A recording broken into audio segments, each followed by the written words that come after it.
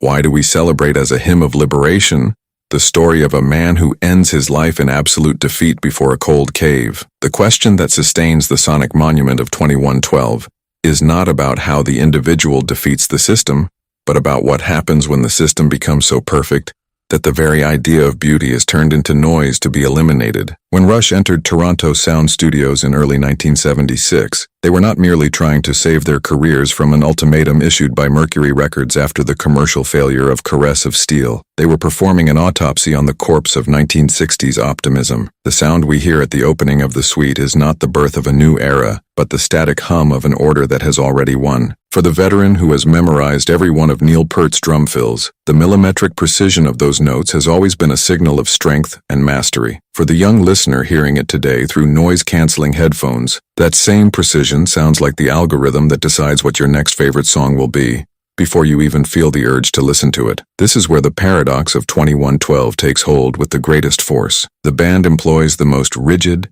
disciplined, and mathematical form of progressive rock to mourn the loss of spontaneity. It is a record about human fallibility produced by three musicians who were becoming flawless machines of execution. The electronic opening, credited to art director Hugh Syme playing an ARP synthesizer, is not a playful invitation into outer space. It is the sound of a pressurized steel door sealing shut over humanity. What Neil Peart, Geddy Lee, and Alex Lifeson delivered that year was not a simple science fiction fantasy transposed onto vinyl, but the record of an anxiety that the 2026 listener recognizes at the very first tap on a phone screen. The feeling that the world has already been fully mapped, classified, and distributed by priests who wear no white robes but lines of code and terms of service. The central conflict of 2112 is not political in any partisan sense. It is ontological. It asks whether anything can still be called your own if the system neither predicted nor authorized its existence. In the context of 1976, British progressive rock was becoming the very thing it had always despised: a heavy,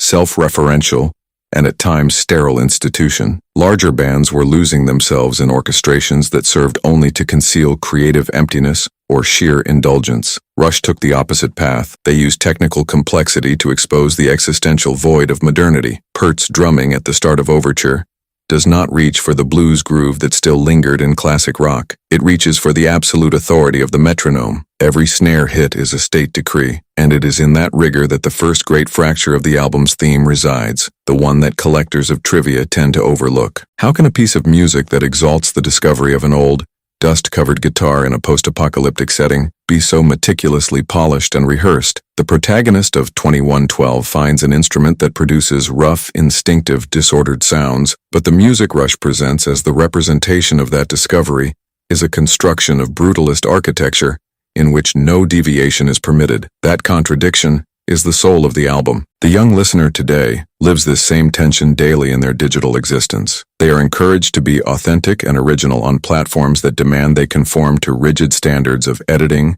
timing, and behavior if they wish to be noticed at all. They are, in essence, the cave dweller trying to play a new song in a world that only accepts what has already been processed and approved by the Temple of Syrinx. The music advances into the Temples of Syrinx section with a violence that commercial rock of the time carefully avoided. It is not the raw, slovenly violence of punk, which would explode in the suburbs of London just months later, but the cold violence of efficient bureaucracy. Geddy Lee's Rickenbacker 4001 bass and Alex Lifeson's Gibson ES335 merge into a unison that leaves no room for air or improvisation. It is a compact sonic mass representing the state, forced collectivity, and the uniformity we call algorithmic trending today. The veteran recognizes in it the technical mastery that placed Rush in the genre's pantheon and allowed the trio to survive a hostile market. The young listener recognizes the sensation of being suffocated by a culture that offers what appears to be infinite choices, so long as every choice leads to the same pattern of consumption. But the true turning point does not lie in the priest's power. It lies in the fragility of the discovery section. When the opening electrical storm falls silent, and we hear the ambient sound of running water, Rush commits the most radical act of their entire career. They suspend virtuosity for a few minutes.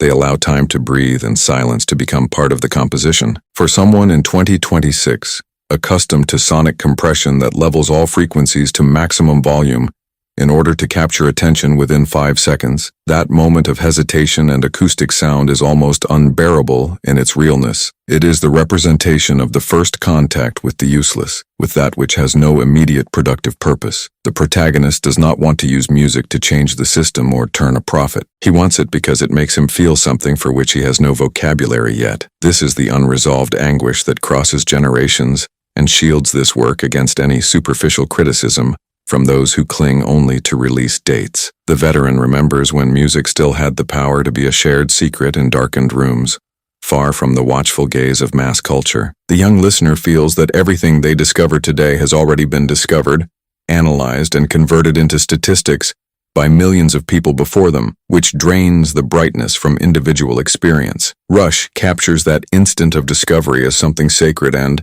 at the same time, irreparably doomed. They know the temple will not allow this anomaly to survive. The historical irony is that, in order to save their own existence as an artistic entity, Rush had to create a piece about the impossibility of existing outside the industry's rules. They defied Mercury Records by making a record that had no radio-friendly format for 1976, yet ended up creating the metric system for arena rock in the decades that followed. Pert's precision became the new standard of excellence. What was born as a cry against uniformity became, ironically, the instruction manual for thousands of musicians who would try to copy that technical perfection without ever understanding the pain and risk that generated it. The relationship between Alex Lifeson's sound and the technology of the era is the pillar that sustains the authenticity of this argument. The use of the Gibson ES-335 run through a 50-watt Marshall amplifier, the very setup with which Lifeson built the sonic backbone of the album, creates a texture that is simultaneously organic and metallic, a dichotomy that defines the Rush sound of that period. What we hear is neither the saturated warmth of British blues nor the ethereal fluency of pastoral progressive rock. It is a sound of physical impact,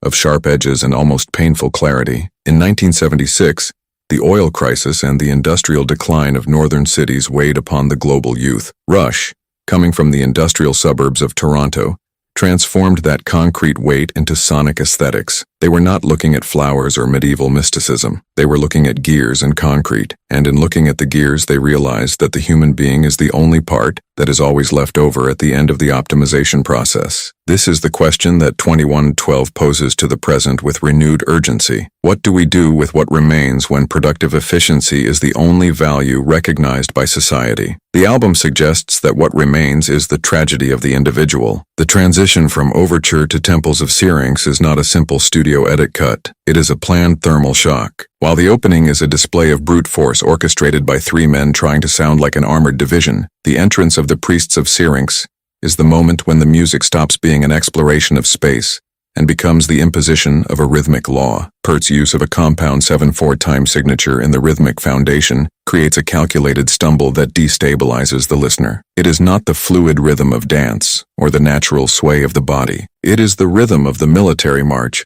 which demands that you adjust your step to a meter that is not natural to the human biological system. For the veteran who has spent decades studying that snare and ride fill, that time signature represents the apex of technical dominion over matter. For the young listener of 2026, immersed in electronic beats perfectly aligned to the grid of production software, the 7/4 of 2112 sounds like a glorious fault in the system. It is an organic irregularity desperately trying to fit into a rigid and impersonal structure. It is music mimicking the very workings of bureaucracy. When Lifeson attacks the power chords in unison with Lee's bass, what we hear is the very architecture of working-class cities transposed into the audio spectrum. The Gibson ES-335 produces an aggressive transparency that forgives no error in the performer. In the context of 1976, rock was transforming into a stadium experience, a mass spectacle for rapid consumption. Yet Rush brought to center stage the anguish of the intellectual laborer and the marginalized artist. The priest is not a cartoon villain or a low-budget science fiction monster. He is the project manager. He is the content curator who decides,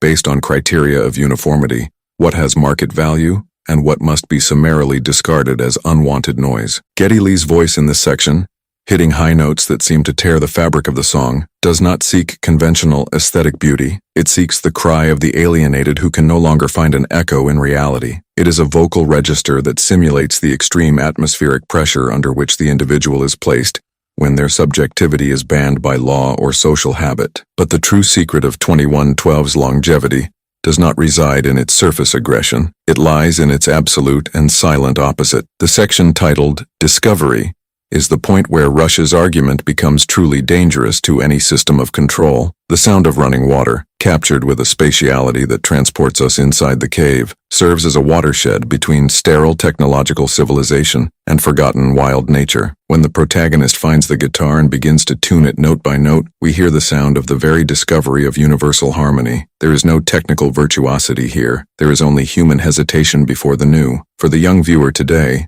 this scene is the perfect analogy for the moment when we decide to switch off the invasive notifications and realize there is a world that cannot be measured by engagement metrics or likes. It is the sound of something that is perfectly useless to the economic system, but absolutely vital to the human spirit. The finger-picking of the 12-string acoustic guitar creates a texture rich in natural harmonics that fills the void left by the cold synthesizers. It is the first time in the suite that the music truly breathes. Here the paradox reaches its most critical and fascinating point. Rush, a band that always prided itself on its complexity and its almost superhuman ability to execute mathematical arrangements, uses the simplest and most stripped-back moment on the record to define its fundamental identity. They are telling us that technique and virtuosity only possess real value if they are capable of protecting and serving the fragility of that initial discovery. If technique becomes an end in itself, it transforms into just another tool of oppression in the hands of the priests of the status quo. The following section,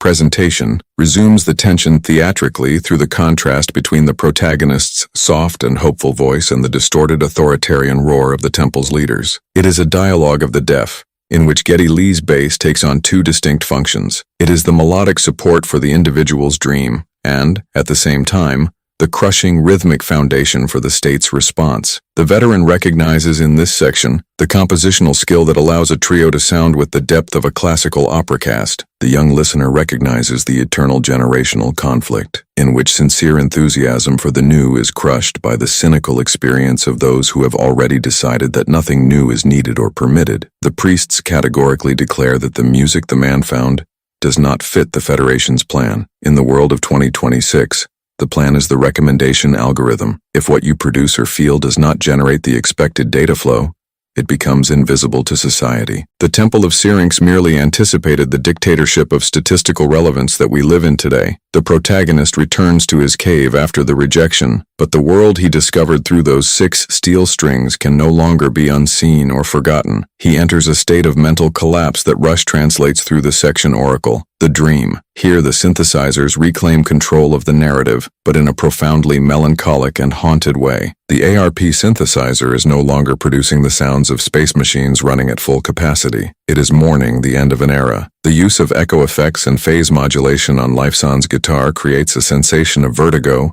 and disorientation. It is the perfect sonic representation of modern burnout, the devastating realization that no matter how beautiful and profound your personal discovery may be, it holds no legitimate place in the prevailing system. The anguish of the young listener without accumulated experience is named here with cruel precision. It is the sensation of having been born at the wrong time, of the great discoveries and revolutions having already been made, and of only the tedious administration of what already exists having been left behind. Rush captures this existential exhaustion with a surgical precision that no imitator has managed to replicate. Neil Peart's drumming becomes sparser and more funereal, marking time as it drags on without purpose. There is no longer the vital urgency of the opening. There is only the passive acceptance that reality is a well-lit concrete cell, but the music of Rush refuses to end in a resigned silence.